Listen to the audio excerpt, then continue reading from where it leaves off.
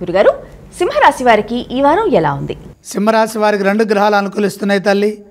దశమంలో చంద్రుడు, చతుర్థంలో బుధుడు. మనోబలంతో సకాలంలో పనులు ప్రారంభించండి. ముఖ్య కార్యక్రమాల్లో విజయం లభిస్తుంది. అపారమైన బుద్ధి బలం మిమ్మల్ని ముందుకు నడిపిస్తుంది. వ్యాపారంలో శక్తివంతంగా నిలబడగలుగుతారు. వ్యాపార ప్రణాళికలు సరిగ్గా అమలు చేస్తే మీ అంచనాలు వెంటనే నెరవేరుతాయి. వ్యాపార బంధాలు బలపడతాయి. కొత్త వ్యాపార భాగస్వామ్యాలు కలిసి వస్తాయి. మీరు చేసే పనికి అభినందనలు లభిస్తాయి. కొత్త అవకాశాలను అన్వేషించండి. అవసరాలకు తగ్గట్టుగా సమన్వయం చేయడం ద్వారా శుభ ఫలితాలు సిద్ధిస్తాయి. ఆర్థిక స్థితిని మరింత మెరుగుపరుచుకునే అవకాశం ఉంది. ఆ దిశగా ప్రయత్నాలు కొనసాగించండి. ఉద్యోగంలో కలిసి వస్తుంది. ప్రగతిని సాధిస్తారు. కొన్ని సందర్భాల్లో పరిస్థితులు ఇబ్బంది కలిగిస్తాయి. వాటిని బుద్ధి బలంతో అధిగమించాలి. తోటివారి నుండి ప్రోత్సాహాన్ని పొందే విధంగా మాట్లాడాలి. నిలకడగా పనిచేస్తే ఉద్యోగంలో మేలు జరుగుతుంది.